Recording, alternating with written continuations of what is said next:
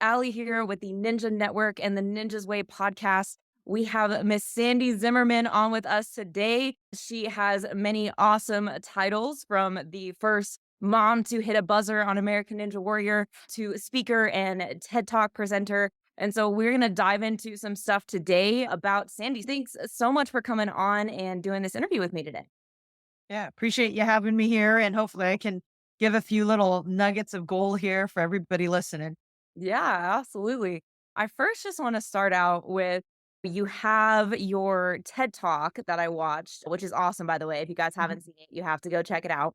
We talk a lot about just dreaming big dreams. So, why don't you just give us a little intro to what that is and what that means to you? Okay.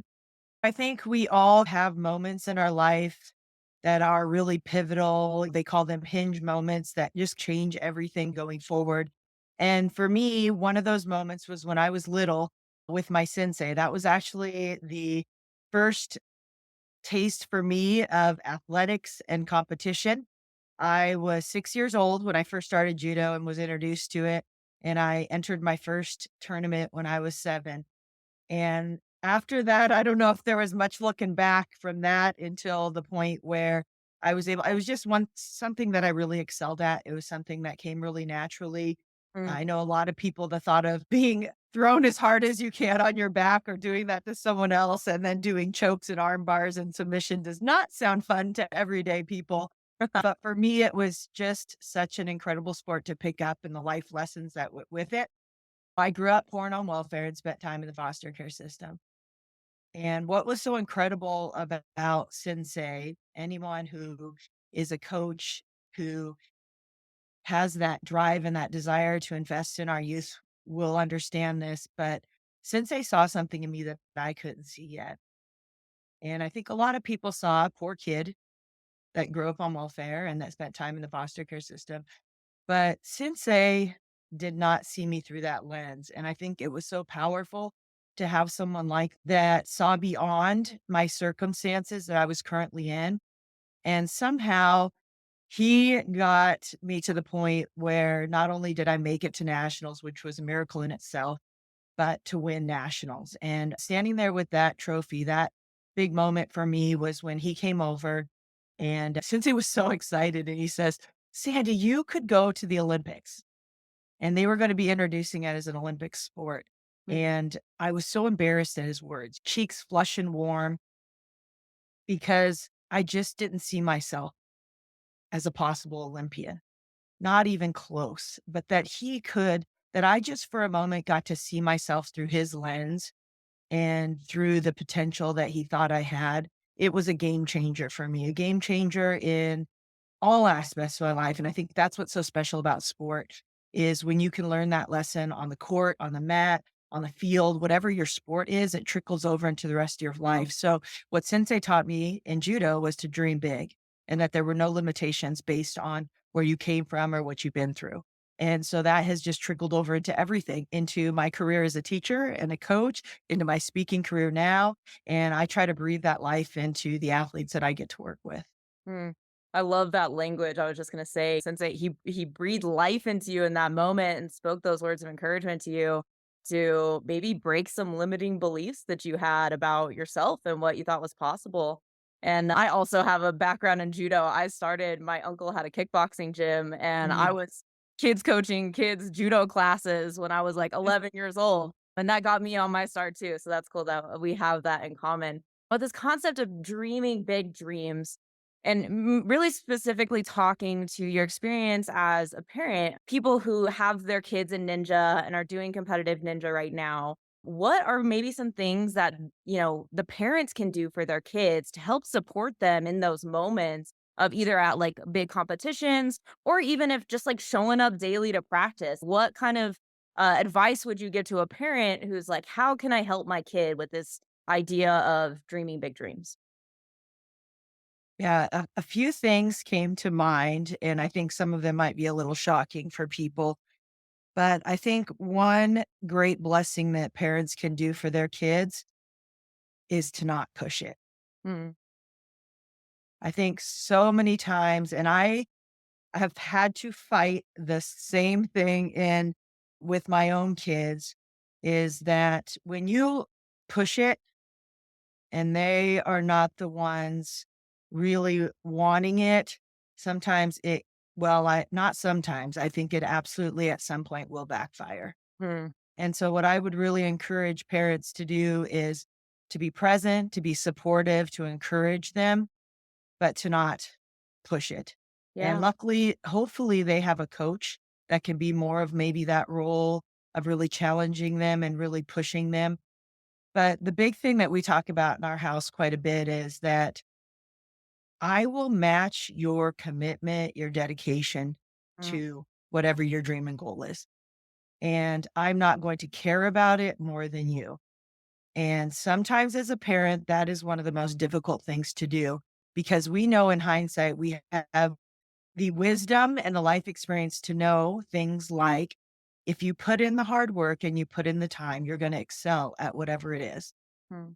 And that is really tough when you see your kid and you feel like, boy, they could really go in and get some more practice in. They could really go in and get some more reps in or whatever it is that will help them in their journey. It's so hard not to push that, but I think that can really come back to haunt you. Yes. And it really has to be the kids that this is their dream and that this is what they want.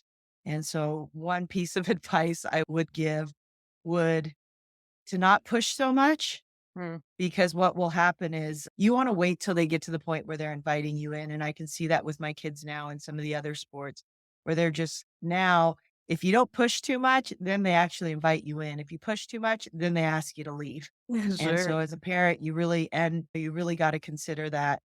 The other thing that I would give coaches as advice would be, and I am guilty of this, that we have to be really careful to not let the competition of a sport rob us of the joy of the sport. Mm, And I am, if any of you have ever watched me know, I'm yeah, ferociously competitive. And I think sometimes what can happen is that competition piece can rob us of the joy.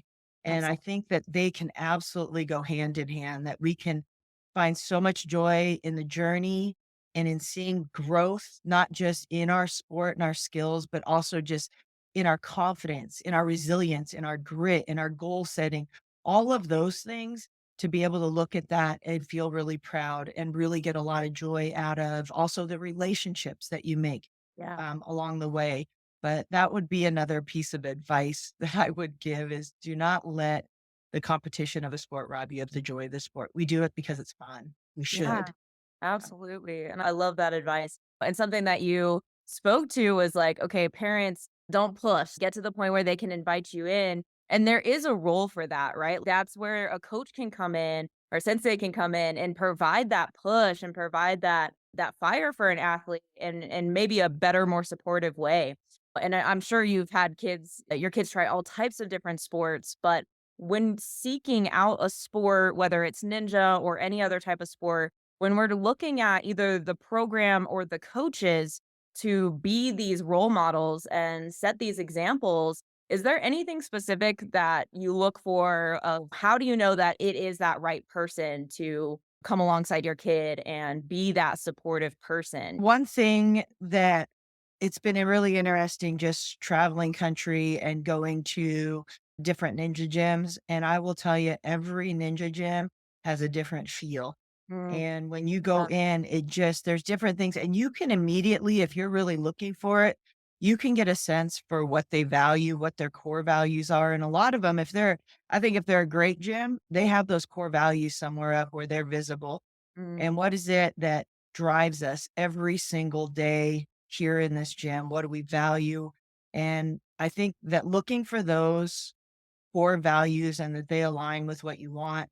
I'm thinking about my basketball program and how we have 4 core values, and every decision that I make with this team, whether it's practice, whether it's a game, whether it's a conversation with a parent, a child, and a player, I try to remember these core values, and if I had advice for parents and for gyms, it would be to what are your core values? And really sit down and what are those 3 or 4 things that are just absolute must, non-negotiable for you and what you want your kid to experience, or if you're running a gym, what you want people to feel like when they come in.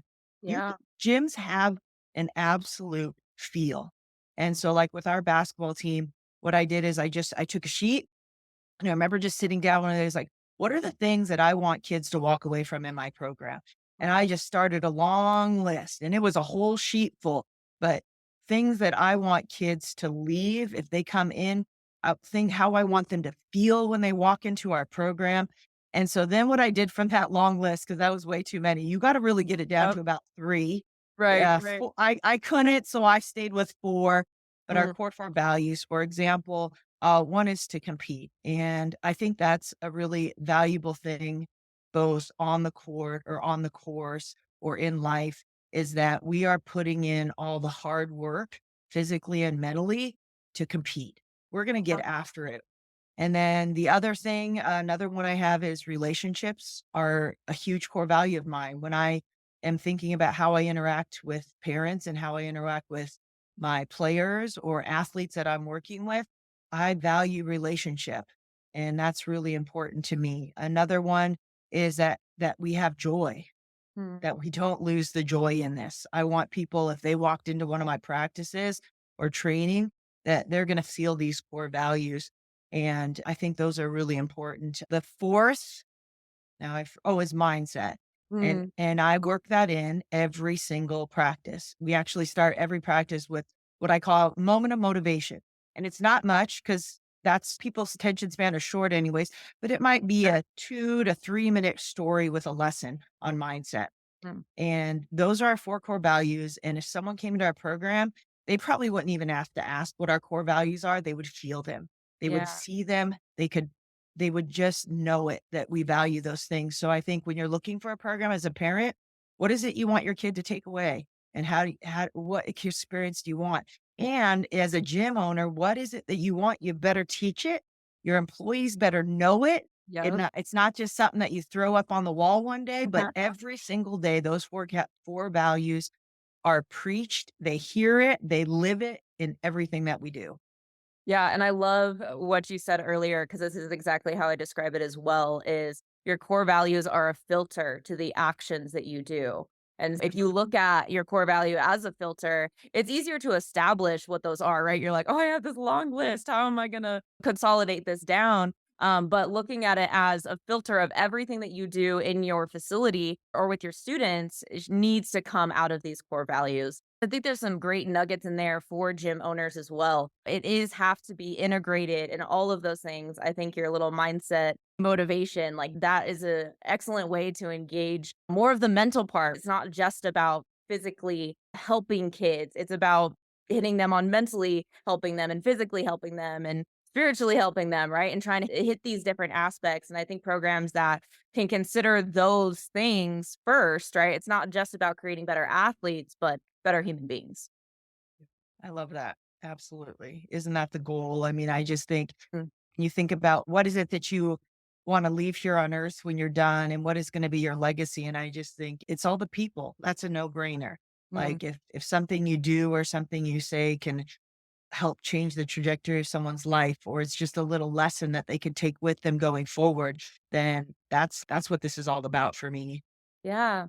And those things are eternal, right? All the money and the success and all those things that you're not going to have that at the end of the life, but you will have the impact that you've been able to create through these relationships. I watched an interview that you had did, and you were talking about how you have this picture on your desk that's before Ninja Warrior, right? So, what do you feel is unique about Ninja that, like, that's what made it your before and after kind of story? Well, it's funny in life where that really wasn't the intention. I started Ninja. It was one of those where it was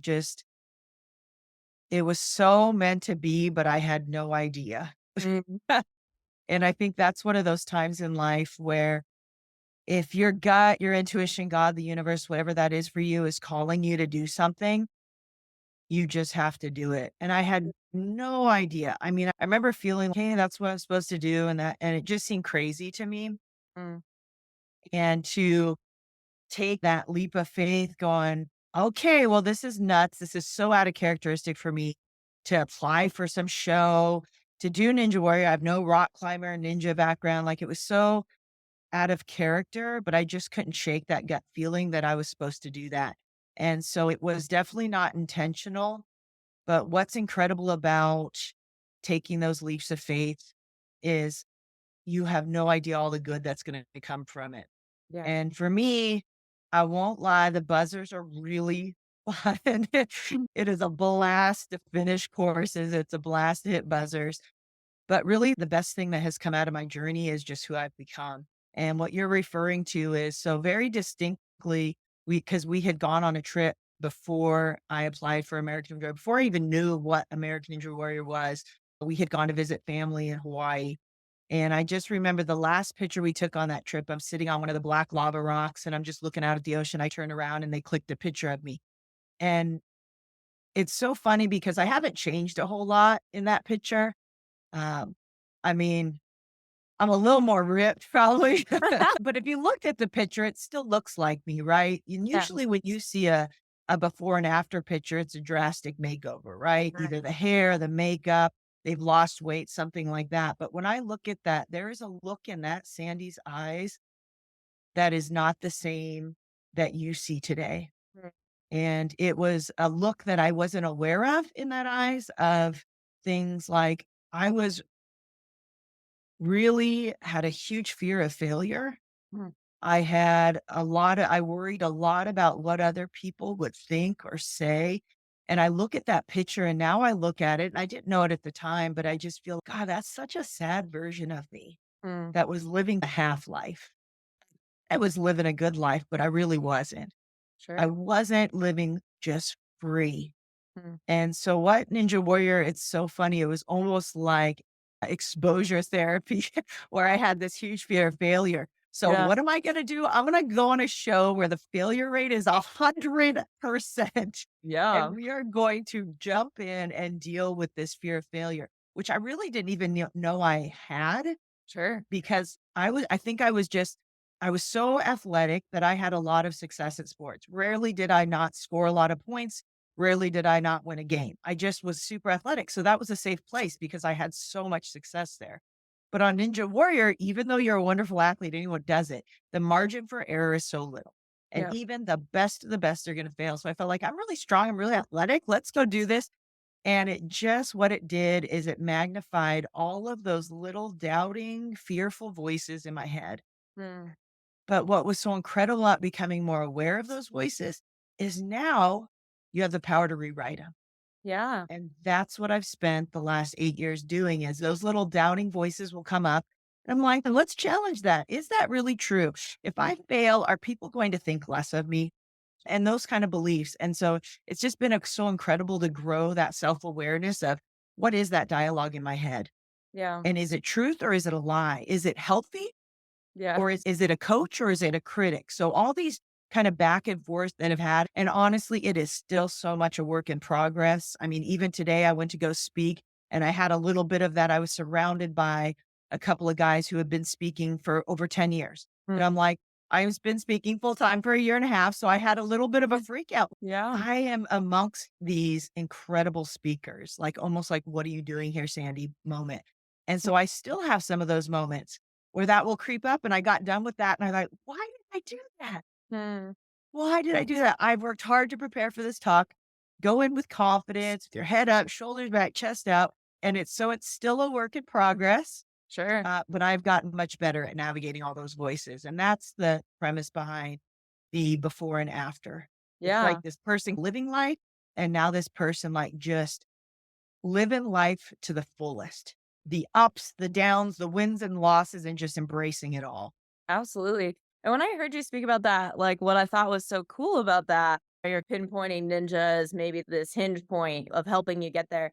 And I think that's something that's really unique to ninja as a sport is it really puts kids and anybody who does it in that facing failure, right? We got to learn how to fail forward. So that's just a part of the process. And creating a healthy relationship with that. And I see how powerful that can be, especially through these kids programs and having kids do this very early on in their life to have that kind of exposure to learning how to face failure.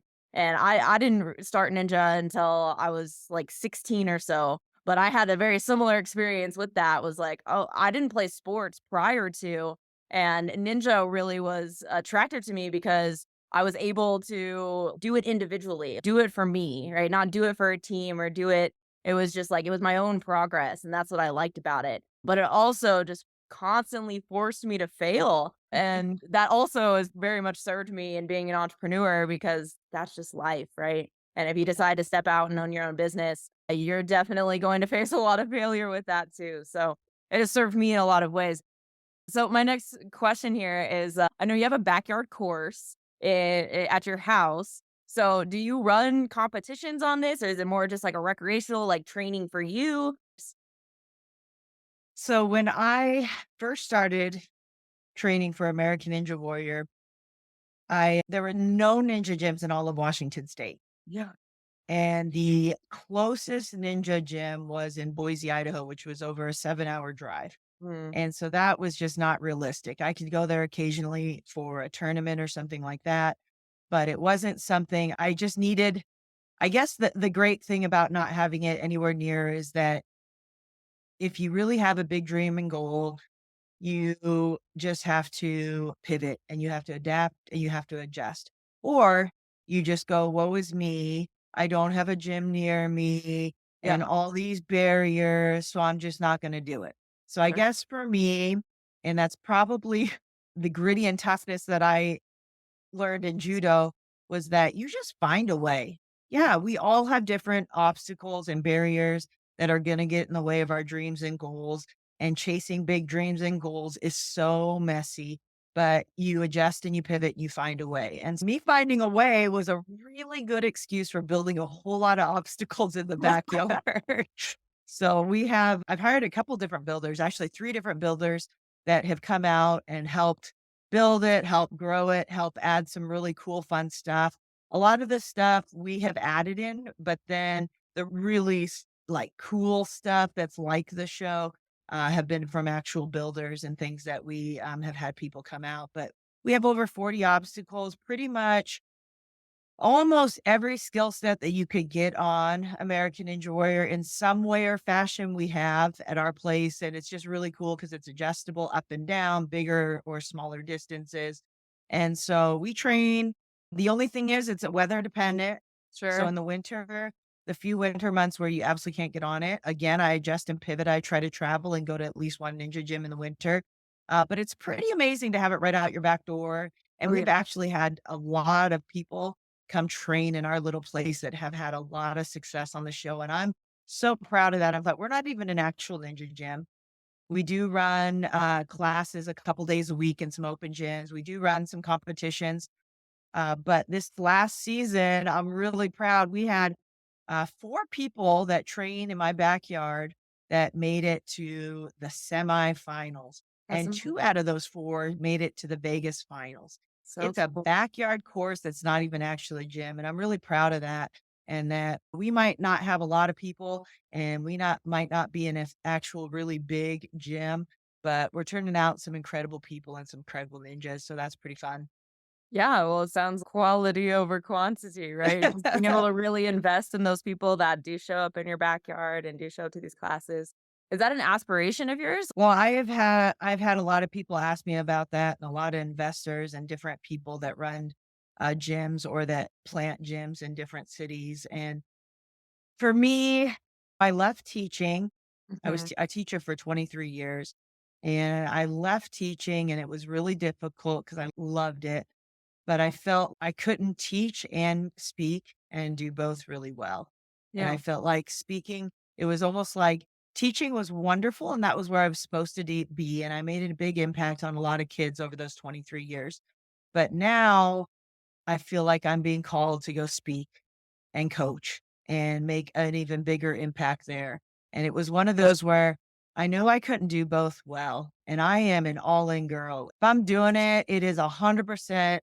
It drives some people crazy, but I think it's helped me be really successful. And as an entrepreneur, you can probably relate, Oh, but yeah. I'm just like an all in. And Mm. so I'm all in with coaching. I'm all in with the speaking right now. And I'm excited about how it's growing and the audiences that I'm getting to speak to and the stages that I'm getting to get on are really amazing. And so for now, I mean, it's nice to have it in the backyard and it's fun to have this really small. We call it our ninja family that train Oh, together. that's And I think for now, it is right where it's supposed to be. That's awesome. And I'm sure it's nice to have good training grounds. I know that you were just on the American Ninja Warrior Women's Championship as of recently. It's interesting because now Ninja has evolved into a lot more gyms, a lot more programs, and the sport's grown.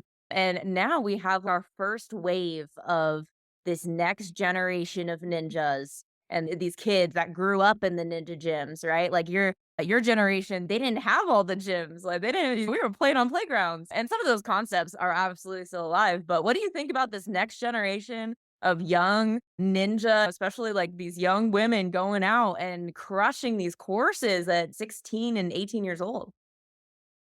I think what really stands out with the young ones that are coming up is that you can see where those of us who have learned the sport as adults, and I won't speak for all of us, but I'm going to speak for me, is that I have to think a lot. I have, I feel like I really, I mean, there's so many times, and it feels like it's always an experiment out there where I'm trying to learn a new obstacle, and I will have to try 10, 20, maybe 100 different ways to do it. And it's like an experiment of, well, that's not the right way, and that's not the right way, and that's not the right way. And with kids, when you see kids that have grown up doing it, I think what really hits me is just how little they have to think. Like it reminds me more Huh. of if I'm doing judo or basketball, I shut the brain off and I just go at it. Yeah. Where with ninja, I have to really think about it. I didn't grow up doing anything like it, not never flying through the air like that. Yeah. And that's what really stands out with me about ninjas, the young ones that have grown up doing it. It reminds me of how I play basketball. I don't think my body just does all these amazing, incredible things within less than a second reaction time. And watching those young kids and how they just are so smooth and so Yeah. efficient, like it's mind blowing. But it's also one of the things I love about this sport is how many sports do you get to learn from people of all different ages? Yeah. And I love that about this sport that it really is a connector in you could have in a competition a 6-year old all the way up to a 60-year-old, and you're all competing, you're all living like that same how do you prepare for the course? How do you attack the course? How do you stay mentally ready, physically? And you can Yeah. share things with each other. It's something so unique to the sport that you really don't get in other ones.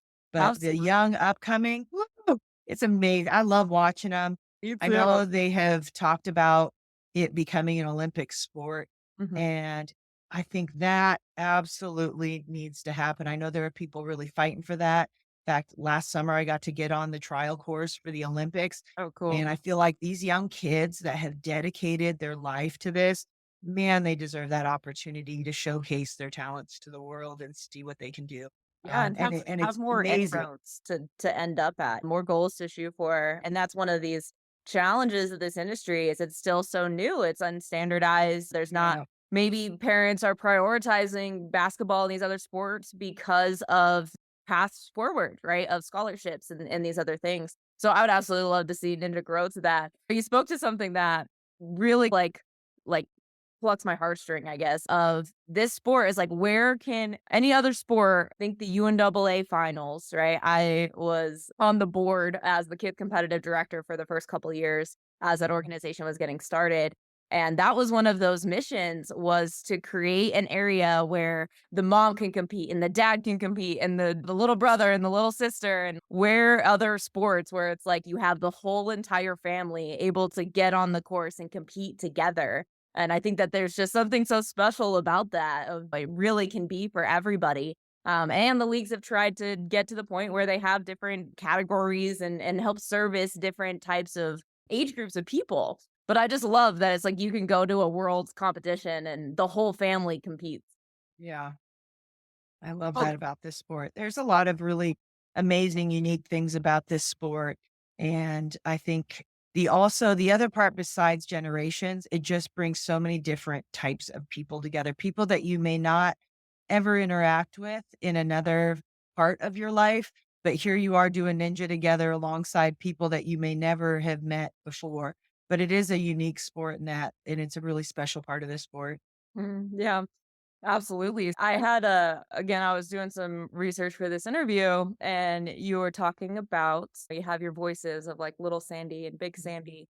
And you made a statement that stuck with me that said, little Sandy protected me because she was very cynical of the world. And Mhm. of course we want to listen to the big Sandy, to the encourager voice in our head. But I think in today's society, there's a lot of victim mindset, and so, do you think that it's possible to find value in what little Sandy is saying to maybe have it encourage us instead of being a victim of it? Yeah, when you were saying that, it made me think of a story with Barclay Stockett, Mm, and it was pretty early in my ninja journey. It was actually before I'd even hit a buzzer, and we were at a ninja competition in California, and what struck me is that I was just watching her and her ability to, if anyone knows her, she is just the sweetest, kindest person. And I'm watching her and she lives so free. She's mm, going up and just like air hugging people and interacting with people. And at that point, I was still, and I'm still working on it. I'm better than I was, but very guarded. mm, And I needed that as a child. And me being guarded was what helped protect me. It helped keep me safe. yeah, And I think at that ninja competition, when I was watching her, it was so funny. I'm just sitting there watching her and in really envy of yeah, how free she was. And this visual just came popping in my head of me sitting at the bottom of a well. mm, And I'm sitting there at the bottom of the well, and it's like this voice just, Sandy, before you needed those walls to protect you. And now what that walls are doing is trapping you in. And here you are sitting at the bottom of this well, trapped in there. And then the thought of, Sandy, 99% of people are good people. You're always going to have some bad apples out there. sure. And how it really encouraged me to let the walls down because now those walls were trapping me in. And so I think for me, a lot of times my little Sandy voice served its purpose, but for the most part, I feel like if you can picture a car, I want Big Sandy to be the one at the wheel. I want Big Yeah, Sandy to be sitting in the driver's seat, driving the car, directing the car. However, little Sandy will always be a part of who I am. It's yeah, made me who I am. So I feel like she can sit in the back seat. She's allowed to be in the car but I'm not going to let her touch the steering wheel. mm, And okay, there's been a lot of healing that little Sandy has needed to do around safety and that. But I love little Sandy. mm, And I think what I'm doing now in going through and getting some therapy that I really should have gotten as a child is I'm going back and getting to heal those little parts of me. So yeah, little Sandy can know that she's safe now. mm, And what were the things that she need to be loved? Did she need to be told it was okay? So she is still a huge part of me. I think she makes me who I am. I think she also makes me very empathetic and yeah. understanding of others. And I would never want to get rid of her. I just don't want her to make all the decisions. Absolutely. But I love just to be able to pinpoint this does have value and this can Mhm. make bigger Sandy better and Yeah. being able to recognize that. I love that.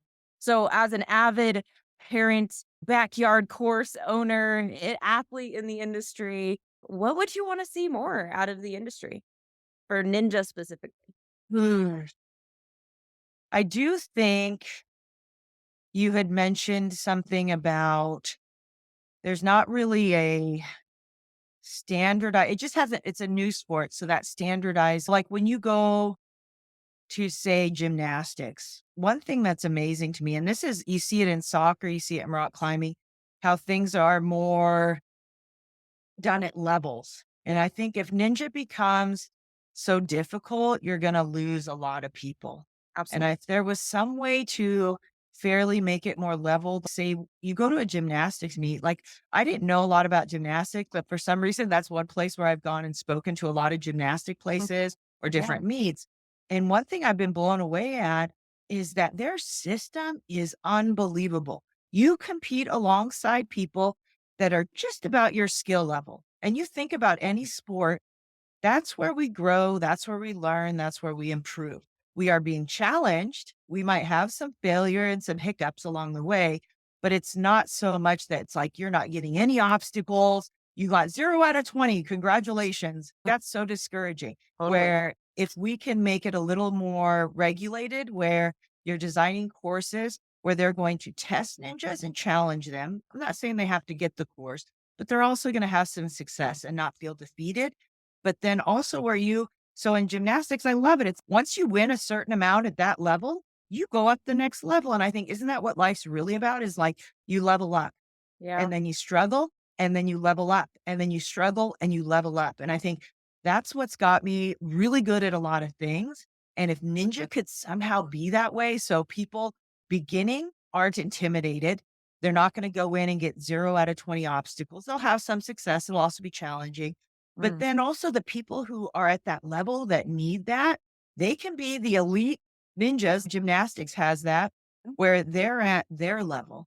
And I just wish that someone way smarter than me Mm. could figure Uh-huh. out a system where that's how we did it, that it was more like gymnastics. And once you win a certain amount of meets, level up and then you keep Sure. doing that. And that way, I think people would love the sport. I think people would continue with the sport more.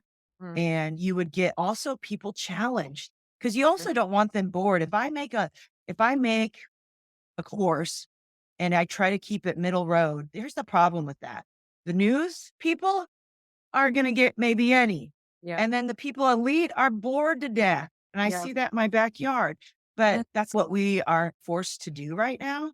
Sure. What if someone could figure out a way that we could have these levels and people get to move up once they have a lot of success, and then they learn to struggle again and work through it and then level up again, and I just love that idea.